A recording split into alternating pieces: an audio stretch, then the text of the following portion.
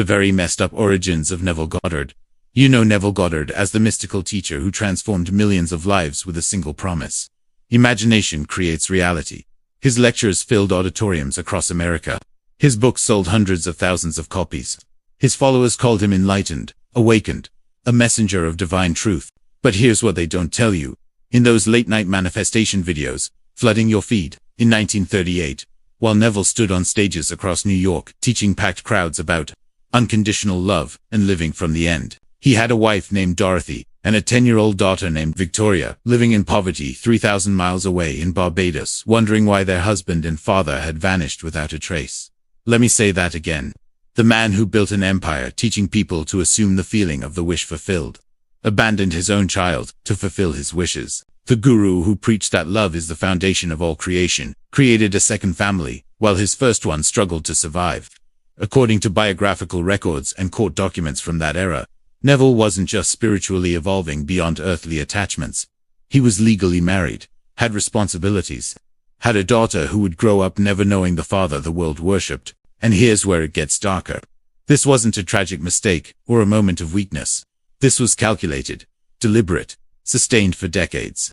Because while Dorothy worked multiple jobs trying to feed Victoria, Neville was in Manhattan's finest hotels, giving private sessions at rates most working-class Americans couldn't afford, building the mythology of a man who had transcended material concerns. The same year Victoria turned 12 and stopped asking when Daddy would come home, Neville published his first major work, teaching others how to manifest perfect family relationships.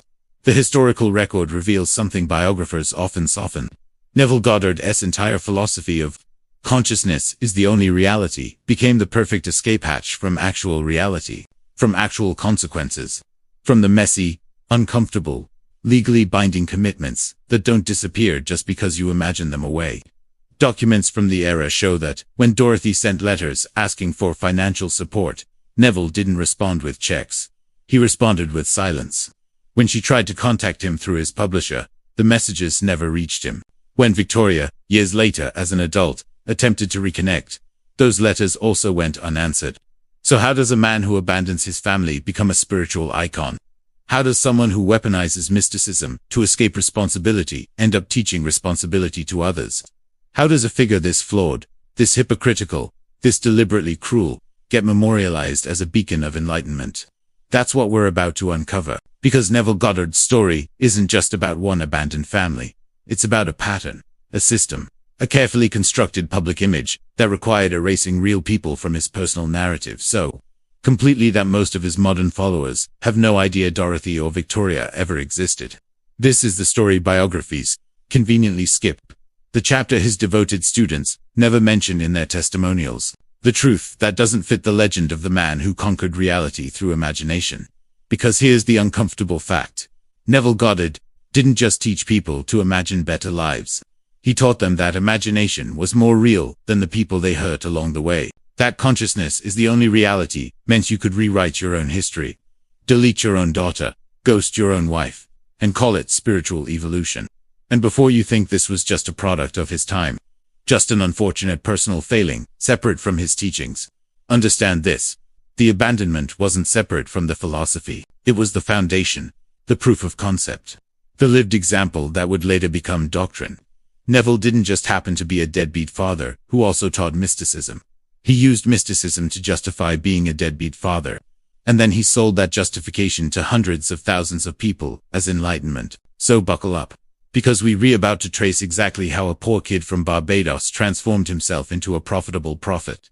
And how many lives got crushed under the weight of that transformation.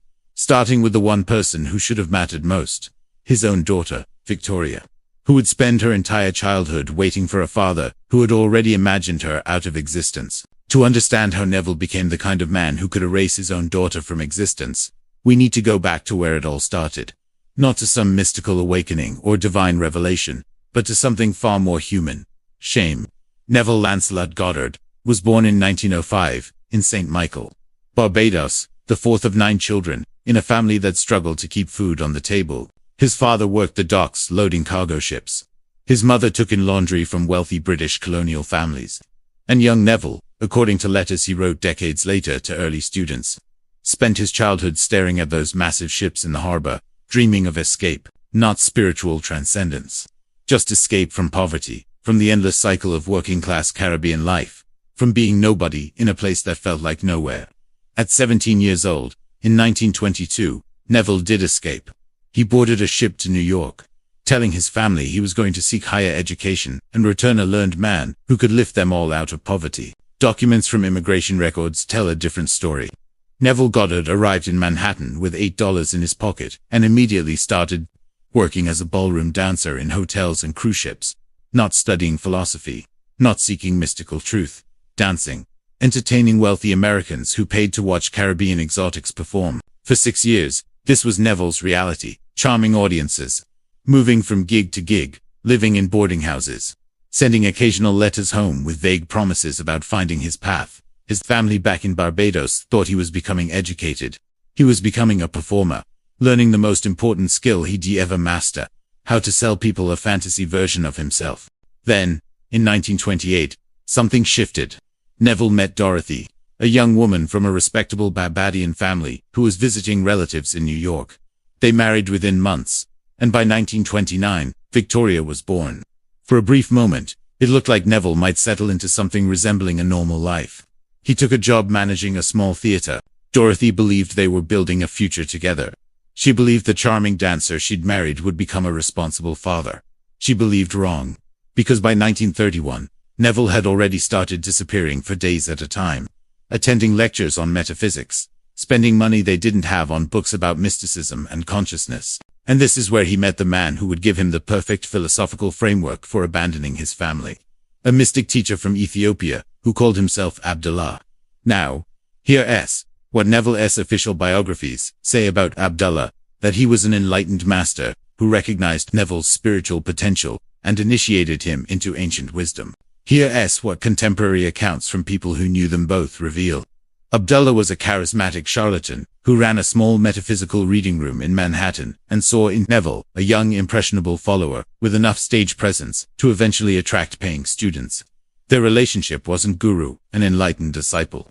It was mentor and protege in the art of selling spiritual experiences to desperate Americans during the Great Depression. Abdullah taught Neville the techniques, the vocabulary, the performance. Assume the feeling of the wish fulfilled. Consciousness is the only reality. Imagination creates your world. Beautiful phrases that would later fill books and lectures. But in 1931, they were just tools. Scripts for a new kind of show. And Dorothy was home with 2-year-old Victoria, watching her husband transform from an occasionally unreliable dancer into someone she barely recognized. Someone who started talking about higher realities when she asked why he had unworked in weeks. Someone who meditated for hours instead of looking for employment. Someone who, when she begged him to think about their daughter's future, told her she was trapped in limited consciousness. The mysticism wasn't enlightenment. It was abandonment with a spiritual vocabulary. By 1934, Neville had moved out entirely, claiming he needed to dedicate himself fully to the work. The work, according to records from that period, was giving free lectures in rented rooms to crowds of 12 to 20 people, most of whom couldn't pay him anything. Meanwhile, Dorothy was supporting Victoria by working as a seamstress, taking in piecework, doing whatever she could to keep their daughter fed. But here's where Neville's story takes its darkest turn. Because in 1936, while legally still married to Dorothy, while his 6-year-old daughter Victoria was asking why Daddy never visited anymore, Neville met Helen at one of his lectures. Helen was younger, wealthier, childless, and completely captivated by this handsome mystic who spoke with such authority about manifesting desires. Within months, they were inseparable. Within a year, Neville had stopped sending Dorothy any money at all. And within 2 years, he was publicly presenting Helen as his partner, while Dorothy and Victoria remained hidden, unmentioned, erased from the narrative of the enlightened teacher who was beginning to attract serious crowds. The man who would later write, "Love is the secret to manifestation," was manifesting a new life by pretending his first family never existed. By 1938, Neville had a problem. Not a spiritual problem or a metaphysical crisis, but a very earthly, very legal problem. He wanted to marry Helen, but he was still married to Dorothy. And this is where we see the true genius, if you can call it that, of Neville's approach to reality, because most people in this situation would face consequences. They'd have to negotiate a divorce, arrange custody, set up financial support for their child. They'd have to deal with the messy, uncomfortable reality of having abandoned a family. But Neville had something most people do want to have. A philosophy that told him reality itself was negotiable. That imagination was more real than legal documents. That he could simply manifest his way out of inconvenient commitments. So here's what he did, and this is documented in court records from both New York and Barbados. Neville couldn't get a divorce in New York because Dorothy, quite reasonably, refused to grant him one without significant financial settlement for Victoria's care. The amount she requested, according to legal correspondence from that era, was modest by any standard, enough to ensure their daughter could finish school, have decent clothes, eat regular meals. Neville's response wasn't to negotiate or compromise. It was to leave the country entirely.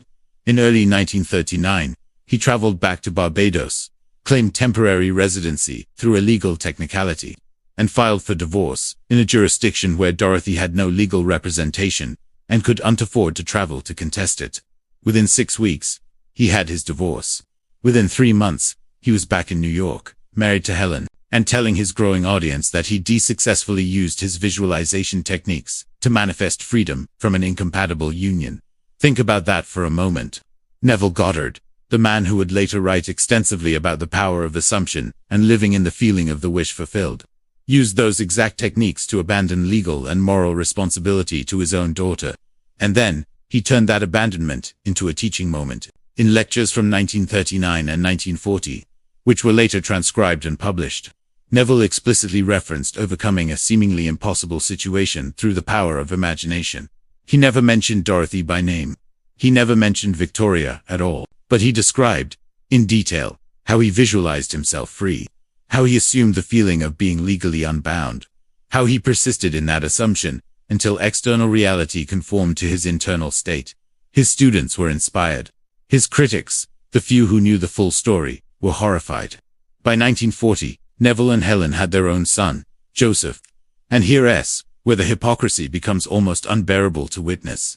Neville was a devoted father to Joseph. Photographs from that era show him holding his son, teaching him, spending time with him. Letters from Helen describe Neville as attentive, loving, present. Meanwhile, Victoria, now 11 years old, was still in Barbados with Dorothy, still struggling. Still wondering why her father had disappeared so completely that it was as if she'd never been born. When students who knew about Victoria's existence asked Neville about her, he had a prepared answer, one that reveals everything about how he reconstructed his own history. That was a different man living in a different state of consciousness. I have evolved beyond that reality. The language of spiritual evolution became his shield against accountability, and it worked spectacularly well, because by the mid-1940s, Neville Goddard was no longer just another mystic lecturer, competing for audiences in New York's crowded metaphysical scene. He was becoming genuinely successful. His lectures were drawing hundreds of people. His books were selling thousands of copies. He was charging $75 for private sessions, at a time when the average American worker made about $30 a week. He moved to an upscale neighborhood. He invested in real estate. He built, quite literally, a profitable empire on the foundation of imaginative manifestation. And never once, in any published work, in any recorded lecture, in any interview from that period, did he mention that he had a daughter growing up in poverty while he taught others how to manifest abundance. The historical record from this era reveals something his devoted followers struggle to reconcile. Neville was unjust, flawed, or complicated. He was systematically erasing people from his story who didn't fit the mythology he was selling. Dorothy became an incompatible union. Victoria became nobody at all. His abandonment became spiritual evolution. And his students, hungry for answers in the chaos of post-depression, wartime America, bought every word. The 1950s and 60s were Neville's golden age. His lectures at the Wilshire Ebel Theater in Los Angeles were selling out, drawing crowds of over 700 people each week. His books were being translated into multiple languages. Hollywood celebrities were quietly attending his sessions, and Neville himself had perfected the image of the enlightened teacher, always impeccably dressed, speaking with calm authority, radiating the kind of confidence that comes from believing your own mythology. He'd learned something crucial from his years as a performer. People don't want complicated truths. They want simple certainties. And Neville gave them the simplest certainty of all. You are God imagining. 3 words that absolved followers of doubt, of nuance, of the uncomfortable reality that some problems can't be imagined away. But here's What happens when you build a philosophy that erases personal responsibility in favor of imaginative power? People take you literally. And the consequences were devastating in ways that only came to light years later through letters, journals, and testimony from former students. There was Brandon, a 32-year-old accountant from Pasadena, who attended Neville's lectures in 1957. Brandon had a wife, 2 young children, and a stable job. After 6 months of intensive study with Neville, Brandon became convinced that his current reality was merely a projection of limited consciousness. He quit his job, told his wife he was evolving beyond the need for material security, and spent the family's entire savings on metaphysical books and private sessions with Neville. When his wife begged him to reconsider, to think about their children's welfare, Brandon used Neville's own words against her. "You trying to impose your limited reality onto my expanded consciousness." The marriage collapsed. The children ended up in foster care temporarily, and Brandon, according to a letter he wrote years later to a mutual friend, spent 18 months living in near destitution before reality, the actual non-imaginary kind, forced him to confront what he'd destroyed. Then there was Melissa, a 41-year-old schoolteacher from San Francisco, who discovered Neville's teachings in 1962. Melissa had been diagnosed with a serious but treatable medical condition. Her doctors recommended a straightforward surgical procedure with a high success rate. But after attending several of Neville's lectures where he spoke about healing through consciousness alone, Melissa decided to reject medical treatment and instead spend 3 months visualizing herself as already healed. She used her life savings, nearly $9,000, to attend Neville's advanced sessions and private consultations. The condition worsened. By the time she finally sought medical help, the situation had become critical. She survived, but with permanent complications that could have been avoided with timely treatment. When someone close to Neville's inner circle mentioned Melissa's case to him, asking if perhaps he should clarify that his teachings weren't meant to replace medical care, Neville's response, as documented in a student's personal journal from that era, was dismissive. "She didn't truly believe. True belief manifests instantly." And Travis, perhaps the most tragic case, a 26-year-old aspiring writer who became so immersed in Neville's concept that imagination is the only reality that he began to lose touch with consensual reality altogether. Travis attended Neville's lectures obsessively throughout 1964, filling notebooks with interpretations of the teachings. He started believing he could imagine away not just circumstances, but fundamental laws of physics and social interaction. His family, watching him deteriorate, tried to intervene. But Travis had learned from Neville that external voices attempting to pull you back were simply manifestations of your own limited consciousness. He ended up requiring professional psychiatric care and years of therapy to rebuild his relationship with reality. His sister, in a letter written decades later, described how Neville's teachings, taken to their logical extreme, had provided the perfect framework for her brother's psychological crisis to flourish unchecked. Now, to be clear, Neville's defenders will say these were extreme cases, that most students integrated the teachings responsibly, and that's probably true. But here's what's undeniable. Neville knew about these cases. Students in his inner circle discussed them. Some even brought specific situations to his attention, hoping he might offer guidance, or perhaps moderate some of his more absolute statements. Instead, according to multiple accounts from people who were there, Neville doubled down. He insisted that any negative outcome was proof the person hadn't truly mastered the technique, hadn't truly believed, hadn't truly assumed the feeling. It was an unfalsifiable system. When it worked, it proved the philosophy.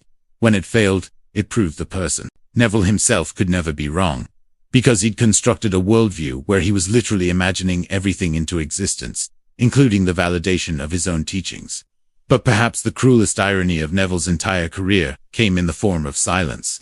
Because in 1968, Victoria, now 39 years old and living in Canada, decided to reach out to her father one final time. She'd spent decades watching from a distance as Neville became famous, as his books sold hundreds of thousands of copies, as strangers called him enlightened. She'd read his works, studied his philosophy, tried to understand what had been so important that it required erasing her from his life. And according to a close friend who knew Victoria personally and shared her story decades later, she wrote him a letter. Not angry, not demanding, just honest. She told him about her life, about how Dorothy had passed away years earlier, still wondering what she'd done wrong, about how Victoria had children of her own now and wanted them to know their grandfather. She sent the letter to his publisher with a request that it be forwarded. Then she waited. The letter was received.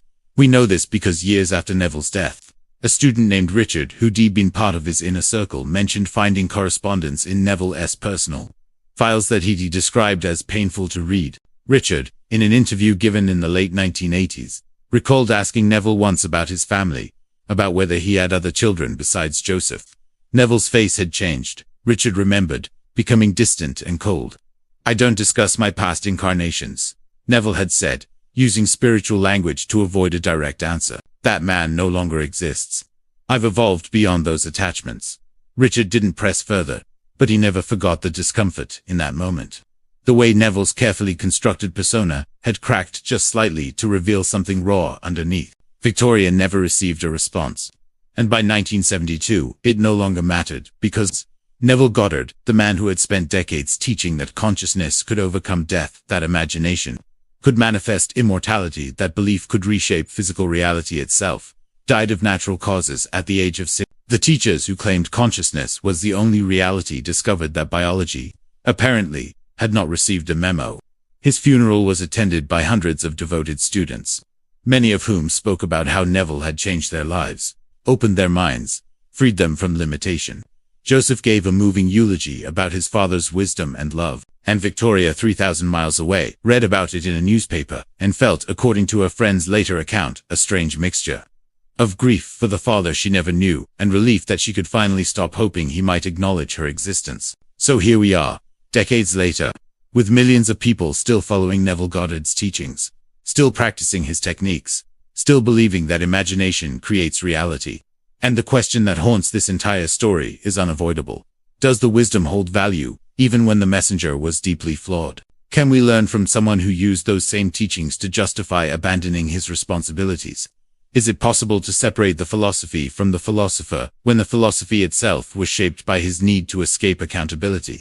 These aren't easy questions, and anyone who gives you simple answers isn't being honest about the complexity here. What we can say with certainty is this: Neville Goddard contributed ideas that many people found genuinely helpful. His emphasis on mental imagery, on the power of belief, on taking responsibility for your internal state. These concepts have value in psychology and personal development, but we can also say with equal certainty that he weaponized those same concepts to erase real people, to avoid real consequences, to build a mythology that required pretending his daughter never existed. Both things are true.